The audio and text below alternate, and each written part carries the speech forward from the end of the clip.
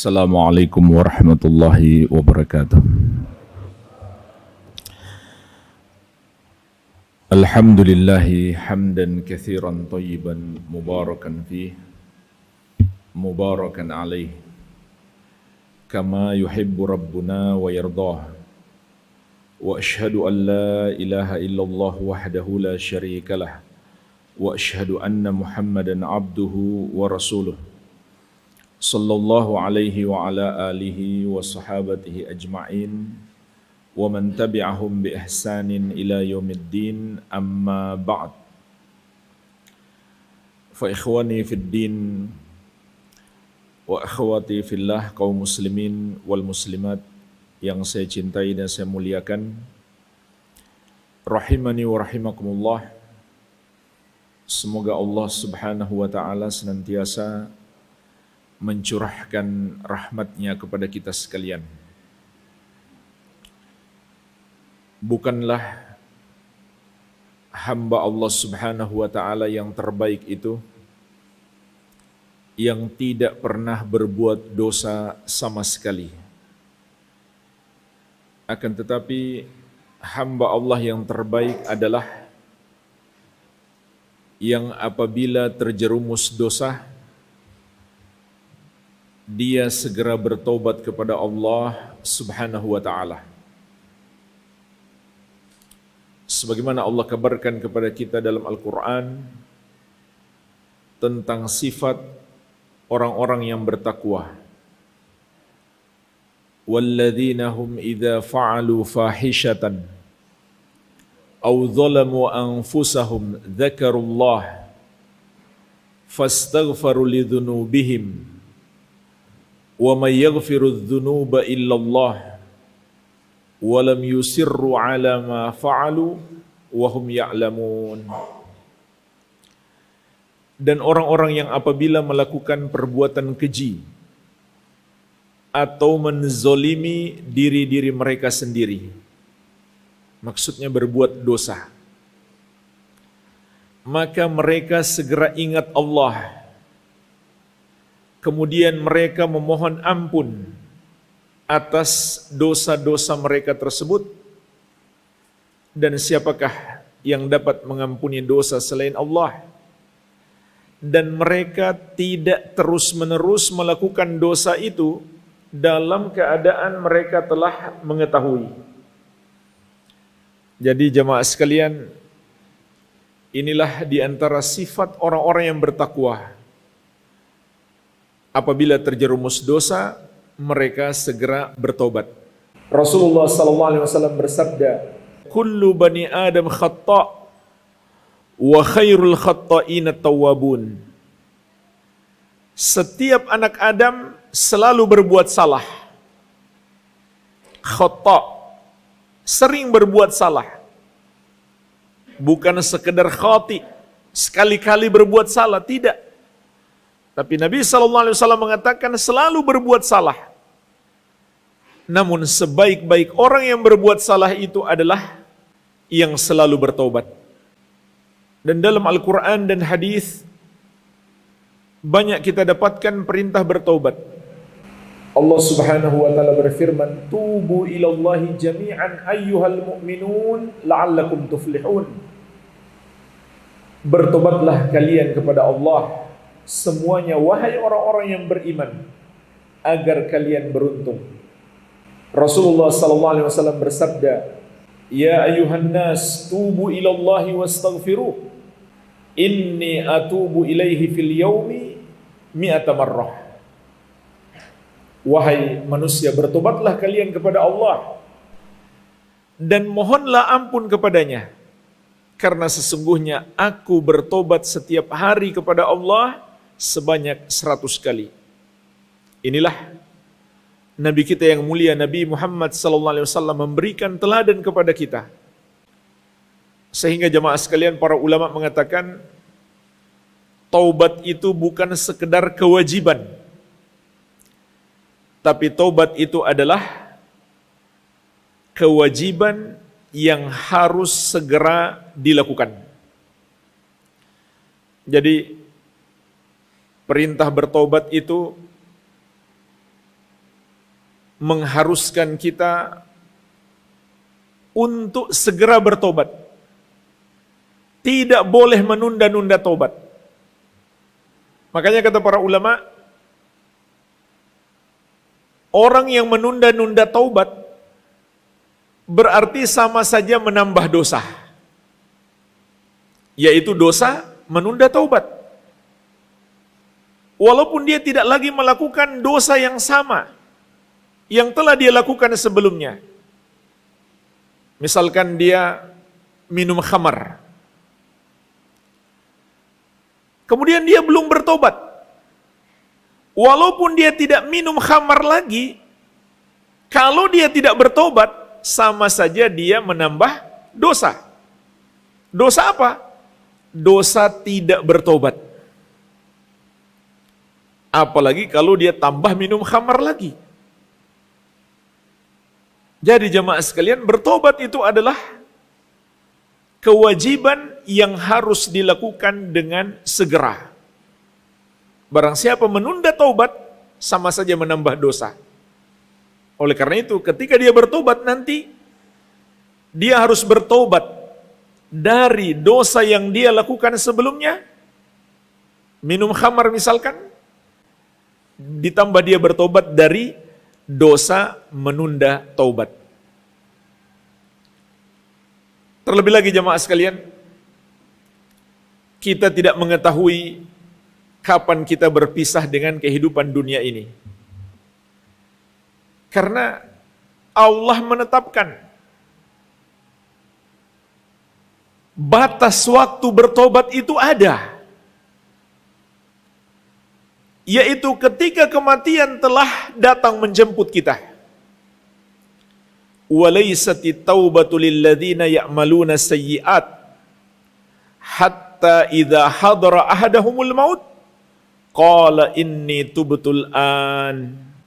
Tidaklah tobat itu akan diterima dari orang-orang yang melakukan perbuatan buruk sampai kematian telah mendatangi salah seorang dari mereka, barulah dia mengatakan, saya tobat sekarang. Tidak diterima. Rasulullah SAW juga bersabda, Innallaha yaqbalu taubatal abdi malam yughargir. Sesungguhnya Allah akan selalu menerima taubat seorang hamba selama dia belum sekarat, selama nafasnya belum sampai di tenggorokannya. Dan kita tidak tahu kapan kita berpisah dengan kehidupan dunia ini. Kematian itu bisa datang tiba-tiba. Tidak ada seorang pun yang tahu kapan dia mati. Kalau ada suatu ilmu yang dengannya kita bisa mengetahui kapan kematian, mungkin semua orang akan bertobat sebelum mati. Faktanya tidak demikian jemaah sekalian. Karena masa depan itu adalah perkara gaib. Nabi kita yang mulia Muhammad SAW pun tidak tahu kecuali Allah berikan wahyu. Sebagaimana Allah perintahkan kepada Rasulullah SAW untuk mengabarkan, walau kuntu a'lamul ghaiba lastakthartu minal khair wa ma massaniya su. Katakan kepada mereka, wahai Muhammad, andai aku tahu perkara gaib, maka aku akan memperbanyak kebaikan dan tidak akan ditimpa keburukan. Faktanya jemaah sekalian, Nabi Muhammad SAW tertimpa keburukan yang sebelumnya beliau tidak tahu. Maksudnya keburukan secara fisik, yaitu di perang Uhud. Kepala beliau sampai berdarah dan gigi beliau pecah. Syujja Rasulullah SAW yauma Uhudin wa kusirat rubaiyatuhu. Disebutkan dalam hadis yang diriwayatkan Al-Bukhari dan Muslim.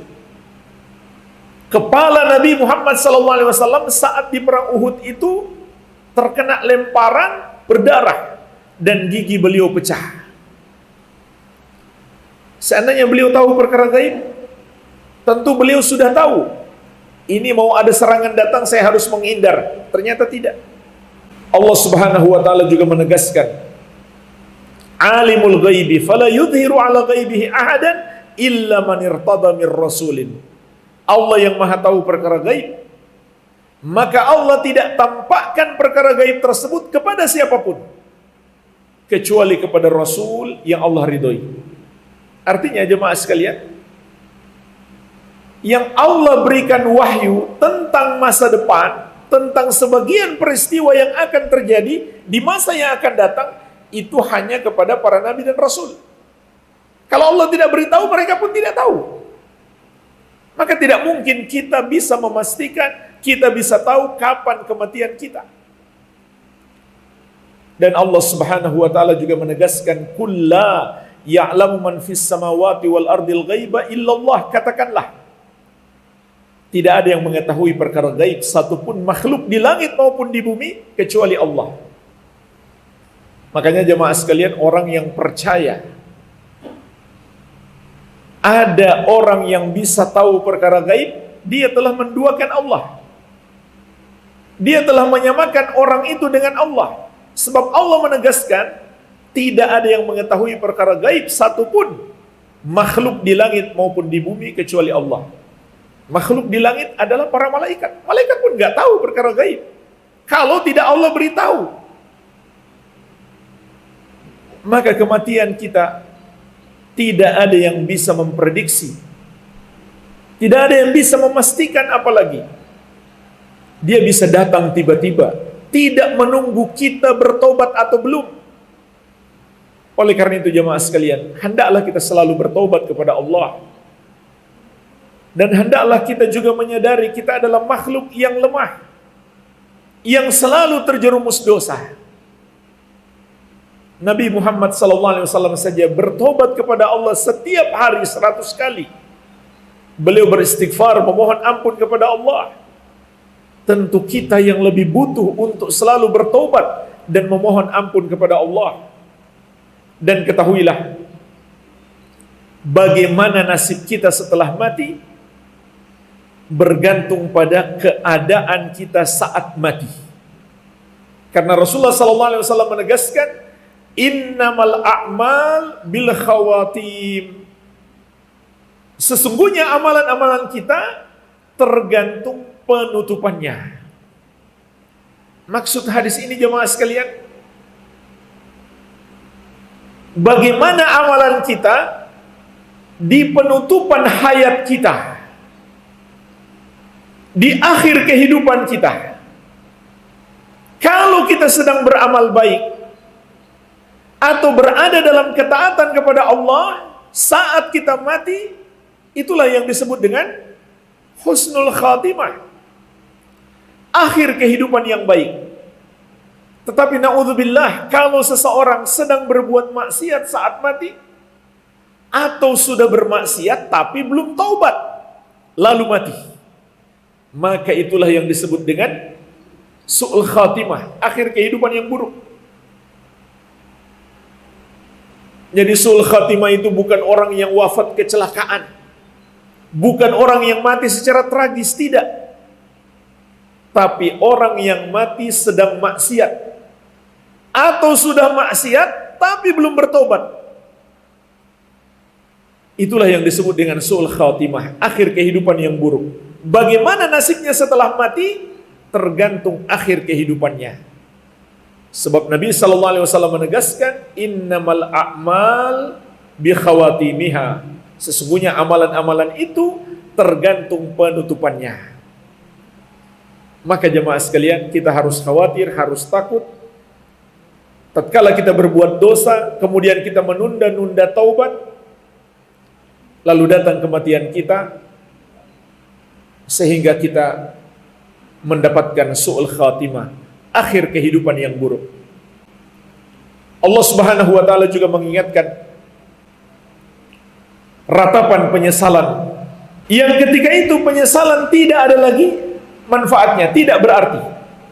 Dia minta kepada Allah agar kematiannya ditunda atau dikembalikan lagi ke dunia.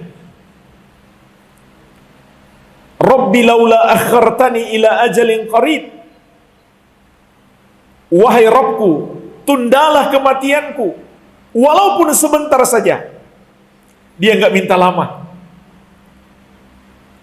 Saking inginnya dia ditunda kematiannya, dia nggak minta lama. Sebentar saja.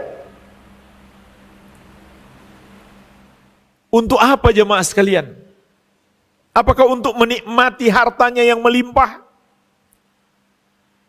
Rumah mewahnya, mobil mewahnya? Tidak. Fa asaddaqa wa akum minas salihin.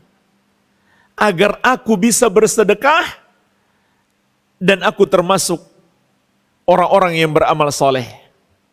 Allah Subhanahu wa taala juga mengingatkan, hatta idza jaa ahadahumul maut, sampai ketika kematian telah mendatangi salah seorang dari mereka. Qala rabbirji'un la'alli a'malu salihan fima tarakt. Maka dia pun bermohon kepada Allah, wahai Rabbku, kembalikan aku ke dunia agar aku bisa melakukan amal soleh pada kehidupan yang telah aku tinggalkan. Saat itu yang diingat manusia hanyalah amal soleh yang ingin dia lakukan. Namun Allah Subhanahu wa taala menegaskan, kalla innaha kalimatun huwa qailuha. Sekali-kali tidak. Permintaannya tidak mungkin dikabulkan. Itu hanyalah ucapan yang dia katakan saja. Wa mi waraihim barzakhun ila yaumi yub'atsun. Dan di hadapan mereka ada barzakh, yaitu dinding pembatas. Makanya alam kubur disebut alam barzakh. Barzakh itu artinya dinding pembatas. Maksudnya para penghuni kubur itu tidak mungkin bisa menembusnya. Sampai kapan? Sampai hari kebangkitan. Oleh karena itu jemaah sekalian, kalau ada orang yang meyakini masih ada ruh gentayangan, itu adalah akidah yang bertentangan dengan Al-Quran. Al-Quran mengatakan orang-orang yang sudah wafat itu mereka tidak bisa menembus ke alam dunia. Apa yang mereka dapatkan di kuburan? Nikmat kubur atau azab kubur, bukan jalan-jalan di dunia. Mereka tidak akan bisa menembusnya sampai hari kebangkitan. Barulah mereka bisa keluar dari alam kubur untuk menghadap Allah, untuk mempertanggungjawabkan semua yang mereka lakukan. Makanya Nabi SAW juga mengabarkan orang yang beriman di kuburnya, dia berdoa kepada Allah agar kiamat disegerakan, agar dia bisa segera masuk surga. Sementara jemaah sekalian, orang yang tidak beriman itu, dia meminta sebaliknya, agar kiamat tidak disegerakan. Padahal dia dikubur mendapatkan siksa. Kenapa dia tidak pingin kiamat supaya dia keluar dari kubur? Karena dia sudah diperlihatkan oleh Allah, kalau nanti kamu keluar dari kubur, sudah menanti azab yang lebih pedih. Dan orang beriman ini, walaupun dia mendapatkan nikmat kubur, Allah sudah perlihatkan juga, kalau keluar dari kubur, dia akan mendapatkan nikmat yang lebih daripada yang dia dapatkan sekarang, yaitu nikmat surga. Itulah jemaah sekalian, ratapan penyesalan menjelang mati dan sampai sudah di alam kubur.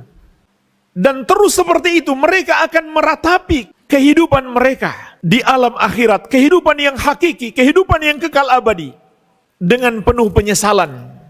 Namun penyesalan di saat itu sudah tidak lagi berarti. Oleh karena itu jemaah sekalian, hendaklah kita selalu bertobat kepada Allah sebelum terlambat, sebelum tertutup pintu taubat itu, sebelum kita menyesal kelak di hari kiamat. Rasulullah SAW juga mengingatkan, ditutupnya pintu taubat secara umum di kehidupan dunia ini. Beliau bersabda, la tanqati'ul hijrah hatta tanqati at-taubah wa la tanqati'u taubah hatta tatlu asy-syamsu min maghribiha. Kewajiban berhijrah tidak akan pernah terputus sampai terputus kewajiban bertobat. Dan kewajiban bertobat tidak akan pernah terputus sampai matahari terbit dari arah barat. Jadi batas waktu bertobat itu dua. Batas waktu untuk setiap orang,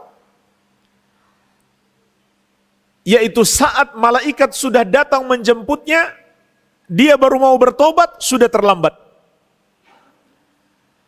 Yang kedua, batas waktu secara umum untuk semua orang yang masih hidup ketika itu,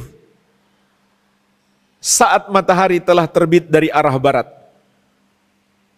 maka untuk bertobat sudah terlambat. Inilah diantara syarat taubat yang Allah tetapkan.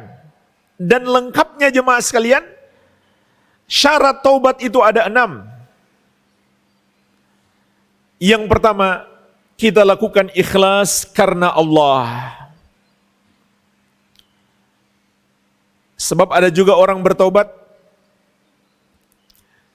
karena kepentingan dunia, karena ingin dipuji orang. Atau dia bertobat karena sudah tidak mampu lagi melakukan perbuatan dosa itu, bukan karena Allah. Maka tobatnya tidak diterima. Karena taubat itu ibadah. Ibadah harus selalu kita lakukan ikhlas. Dan ikhlas itu juga bermakna jemaah sekalian, menjauhi semua dosa syirik. Baik itu syirik besar maupun syirik kecil. Sebagaimana firman Allah, "Wa ma umiru illa liya'budullaha mukhlisina lahuddina hunafa." Dan tidaklah mereka diperintahkan kecuali beribadah kepada Allah dengan memurnikan, mengikhlaskan semua amal ibadah mereka hanya untuk Allah. Hunafa, dalam keadaan lurus. Hanif, apa artinya jemaah sekalian dalam keadaan lurus? Artinya adalah menjauhi dosa syirik. Ini syarat bertobat yang pertama. Dosa apapun tidak akan diampuni oleh Allah kalau seseorang masih melakukan dosa syirik. Yaitu dosa menduakan Allah, menyembah kepada selain Allah atau menuhankan selain Allah. Itu yang disebut dosa syirik. Dosa syirik adalah dosa yang menghalangi diterimanya semua amal ibadah kita. Bahkan menghapuskan amalan yang sudah kita lakukan. Sebagaimana Allah tegaskan, la in asyrakta la yahbatanna amaluka. Kalau kamu melakukan syirik, terhapuslah amalanmu. Dan taubat itu amalan juga kan? Taubat itu ibadah. Maka terhapus taubat kita, tidak diterima taubat kita kalau masih berbuat dosa syirik. Contoh jemaah sekalian, ada orang melakukan 3 dosa. Yang pertama, percaya dukun. Itu syirik.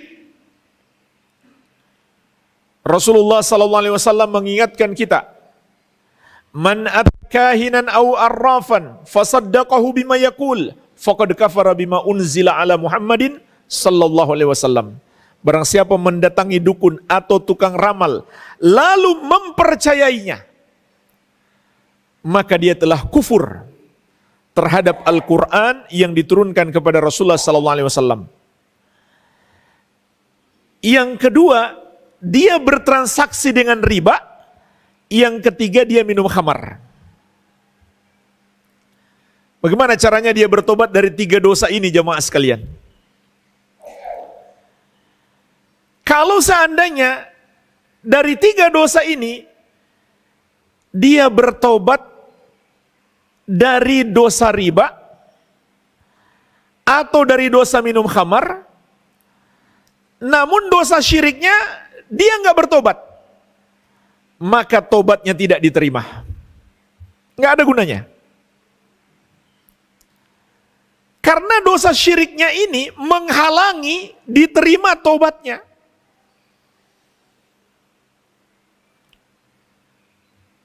Maka dia harus bertobat dari semua dosa itu. Tapi seandainya jemaah sekalian, dia bertobat dari dosa syirik, begitu pula dosa makan riba, namun minum khamar dia belum bertobat, maka tobatnya itu sah. Yaitu tobatnya dari dosa syirik dan tobatnya dari riba itu menjadi sah. Walaupun minum khamarnya belum dia tinggalkan. Namun kalau dia bertobat semuanya itu tentu lebih baik. Jadi jemaah sekalian, ini syarat utama dalam bertobat. Harus ikhlas. Dan ikhlas itu juga bermakna menjauhi semua dosa syirik. Baik syirik besar maupun syirik kecil. Syirik kecil itu seperti riya. Ingin dipuji orang. Dia bertobat bukan karena Allah, tapi supaya orang-orang memuji dia, maka tidak sah tobatnya. Allah tidak terima. Walaupun semua orang memuji dia, mengatakan dia sudah tobat sekarang. Ini syarat yang pertama, hendaklah kita ikhlas. Syarat yang kedua, menyesali dosa itu. Sebagaimana sabda Nabi sallallahu alaihi wasallam, at-taubatun nadam. Taubat itu adalah penyesalan. Jadi jangan sampai jemaah sekalian kita sudah berbuat dosa, malah kita bangga dengan dosa kita. Seharusnya kita menyesal. Kalau bisa kita tangisi dosa kita. Lebih parah lagi, ada orang yang bukan hanya bangga, dia pertontonkan dosanya kepada orang lain. Atau dia ajak orang lain untuk ikut melakukannya. Ini lebih parah lagi. Harusnya jemaah sekalian kita sesali dosa kita. Dan kita tutupi, jangan kita perlihatkan kepada orang. Kalau sampai orang lain mengikuti perbuatan dosa kita, ini makin susah lagi kita bertobat. Karena orang yang mencontohkan kepada orang lain untuk berbuat dosa, dia akan ikut menanggung dosa orang-orang yang mencontoh dosa itu. Hati-hati jemaah sekalian. Kita berbuat dosa, ada satu orang melihat kita lalu dia ikutan, kita ikut menanggung dosanya tanpa mengurangi dosanya sedikit pun. Kalau nanti dia ajari lagi kepada orang lain, orang yang pertama mencontohkan dan mengajarkan masih kecipratan dosanya. Dia sudah mati, orangnya masih mengikuti dosa itu, masih melakukannya. Dosa masih terus mengalir padahal orangnya sudah mati. Apalagi kalau dia upload di medsos, ditonton oleh ribuan orang, jutaan orang. Mereka mengikuti perbuatan dosa yang dia lakukan. Maka dia ikut menanggung dosa mereka tanpa mengurangi dosa mereka sedikit pun. Jadi sama-sama berdosa. Rasulullah SAW mengingatkan, man da'a ila dolalatin kana alaihi minal ithmi mithlu athami man tabi'ahu la yankusu dzalika min athamihim syai'an. Barang siapa mengajak kepada kesesatan, mencontohkan keburukan, maka dia akan menanggung dosa-dosa orang-orang yang mengikutinya tanpa mengurangi dosa-dosa mereka sedikit pun. Maka hati-hati jemaah sekalian, di era sekarang, di era medsos, jangan sampai kita malah mengupload dosa kita di medsos. Termasuk para wanita yang memperlihatkan auratnya. Satu laki-laki melihat dia ikut menanggung dosa satu laki-laki itu. Bagaimana kalau 100 orang jemaah sekalian? Bagaimana kalau fotonya, videonya viral, ditonton oleh 1.000.000 lelaki? Jadi bayangkan dosanya. Maka ini syarat yang kedua, hendaklah kita sesali dosa itu. Jangan malah kita senang, kita banggakan. Kemudian yang ketiga, syarat yang ketiga agar tobat kita diterima, tentu harus kita tinggalkan. Walaupun kita mengaku sudah bertobat tapi masih melakukan dosa itu, maka tidak sah tobat kita. Kemudian syarat yang keempat, bertekad tidak akan mengulangi dosa itu di masa yang akan datang. Kalau seseorang bertobat tapi di hatinya masih tersimpan keinginan dia akan mengulangi dosa itu di masa yang akan datang, tidak sah tobatnya, tidak diterima oleh Allah. Namun jemaah sekalian, ketika seorang bertobat dengan tekad dia tidak akan mengulangi dosa itu di masa yang akan datang, tapi faktanya dia ulangi lagi, tobatnya sah. Tobatnya ketika itu sah.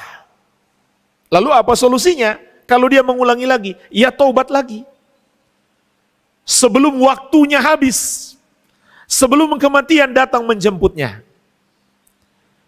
Dan jemaah sekalian, sebanyak dan sebesar apapun dosa kita, jangan pernah kita berputus asa terhadap ampunan Allah. Kalau seseorang berputus asa terhadap ampunan Allah, bisa jadi berputus asanya itu malah dosa yang lebih besar. Karena Allah telah mengingatkan, dan tidak ada orang yang berputus asa terhadap rahmat Rabb-Nya kecuali orang-orang yang tersesat. Jadi, sebanyak apapun dosa kita, seberat apapun dosa kita, ingatlah Allah Maha Pengampun, Allah Maha Penyayang. Tapi jangan ingat Allah Maha Pengampun lalu meneruskan dosa. Kan Allah Maha Pengampun, ya santai saja, terus saja berbuat dosa. Ya jangan seperti itu. Makanya Allah selalu ingatkan, antara pengampunnya Allah dan azabnya yang sangat pedih. Nabbi ibadi anni anal ghafurur rahim wa anna azabi huwal azabul alim. Kabarkanlah kepada hamba-hambaku, sesungguhnya aku Maha Pengampun lagi Maha Penyayang, dan bahwasannya azabku adalah azab yang pedih. Jadi jemaah sekalian, Allah ingatkan sekaligus kepada kita dalam satu ayat ini dua sisi. Betul Allah Maha Pengampun lagi Maha Penyayang, tapi azab Allah juga azab yang pedih. Maka dua-duanya harus kita miliki. Rasa takut terhadap azab Allah dan pengharapan terhadap kasih sayang Allah. Jangan hanya salah satunya. Kalau orang hanya takut kepada Allah, tidak mengharap rahmat Allah, bisa jadi dia berputus asa. Sehingga dia nggak mau bertobat lagi karena putus asa. Dan sebaliknya, kalau seseorang itu, dia hanya mengharap rahmat Allah, tidak takut azab Allah, dia akan terus-menerus berbuat dosa tanpa takut azab Allah. Jadi kedua ini jemaah sekalian harus selalu kita hadirkan dalam hidup kita. Mengharap rahmat Allah dan takut kepadanya. Kemudian syarat yang kelima, itulah yang kita bahas di awal, yaitu bertobat sebelum terlambat. Sebelum kematian menjemput kita atau sebelum matahari terbit dari arah barat. Kemudian jemaah sekalian, ditambah syarat yang keenam, kalau dosa itu terkait dengan kezoliman kepada orang lain.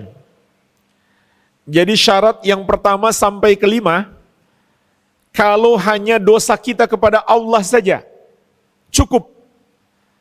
Tapi kalau kita berbuat zolim kepada orang lain, ditambah syarat yang keenam, yaitu kita meminta pemaafan terhadap orang yang kita zolimi. atau mengembalikan haknya yang kita ambil secara zalim.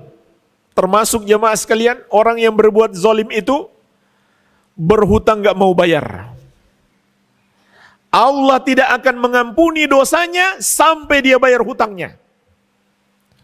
Bahkan jemaah sekalian, orang yang mati syahid sekalipun tertahan masuk surga gara-gara hutang. Padahal dia punya pahala besar.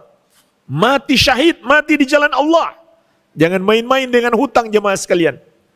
Nabi SAW bersabda, nafsul mu'min mu'allaqatun bidainihi hatta yuqda anhu.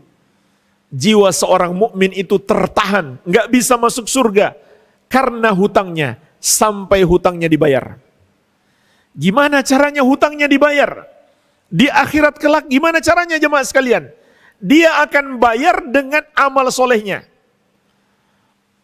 Dan ini berlaku untuk semua orang yang berbuat zalim. Orang yang berbuat zalim di dunia,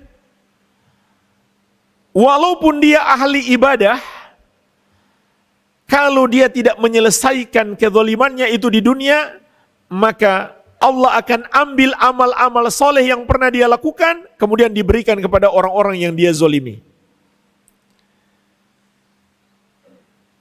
Kalau misalkan amal-amal solehnya itu nggak cukup untuk membayar kezalimannya, maka dosa-dosa orang yang dia zalimi diambil oleh Allah kemudian ditimpakan kepadanya. Lalu dia dilempar ke neraka. Sebagaimana yang dikabarkan oleh Nabi SAW. Dan kezaliman itu jemaah sekalian bisa jadi hanya dengan lisan kita. Menggibahi orang, menceritakan keburukan orang. Membuli, menghina orang. Menjatuhkan kehormatan seseorang. Bisa jadi juga kezaliman itu kepada harta. Bisa jadi juga kezaliman itu terhadap diri. Memukul sampai menghilangkan nyawa. Maka jemaah sekalian, orang-orang yang dizalimi di dunia ini, kelak Allah akan berikan hak untuk membalas kezaliman yang dilakukan terhadap mereka. Oleh karena itu, jika kita berbuat zalim kepada orang, segera minta maaf. Jangan tunggu lebaran baru minta maaf. Karena kita nggak tahu kita masih mau hidup nggak sampai lebaran. Segera minta maaf, jangan ditunda-tunda. Dan itu pun belum tentu dia maafkan. Kita harus berusaha. Kita harus berusaha membujuknya. Kalau perlu kita kasih hadiah agar dia mau memaafkan kita, supaya hatinya menjadi lembut, hilang kemarahannya. Ini jemaah sekalian penting sekali, karena Allah nggak akan ampuni sampai kita meminta maaf kepada orang yang kita zalimi atau mengembalikan haknya. Inilah jemaah sekalian secara ringkas 6 syarat taubat agar taubat kita diterima oleh Allah Subhanahu wa taala. Tapi bukan berarti kalau kita sudah memenuhi 6 syarat ini lalu kita mengatakan dengan pasti saya sudah diterima taubatnya. Pasti saya sudah diampuni. Tidak juga. Karena diterima atau tidak, diampuni atau tidak, itu adalah ilmu gaib di sisi Allah. Kita nggak bisa memastikan, karena kita nggak menerima wahyu. Namun kita sebagai hamba harus berprasangka baik kepada Allah, bahwa Allah akan mengampuni dosa kita. Tapi sebaliknya kepada diri kita, kita prasangka buruk. Kita prasangka kepada diri kita, mungkin taubat kita ini belum benar. Maka saya harus lebih bersungguh-sungguh lagi dalam bertobat. Tapi kepada Allah tetap kita prasangka baik. Inilah jemaah sekalian yang bisa saya sampaikan. Semoga kita dikaruniakan oleh Allah Subhanahu wa taala husnul khatimah, dan semoga Allah menjaga kita dari keburukan di dunia dan di akhirat. Semoga bermanfaat. Lebih dan kurangnya saya mohon maaf. Dan tidak lupa saya ucapkan terima kasih yang sebesar-besarnya kepada pengurus masjid, dan kepada seluruh jamaah atas kesempatan yang diberikan. Jazakumullahu khairan. Wabillahi taufik. Subhanakallahumma bihamdik. Asyhadu an la ilaha illa anta astaghfiruka wa atubu ilaik. Wa sallallahu ala nabiyina Muhammadin wa alihi wasallam. Wa akhiru da'wana anil hamdulillahi rabbil alamin. Wassalamualaikum warahmatullahi wabarakatuh.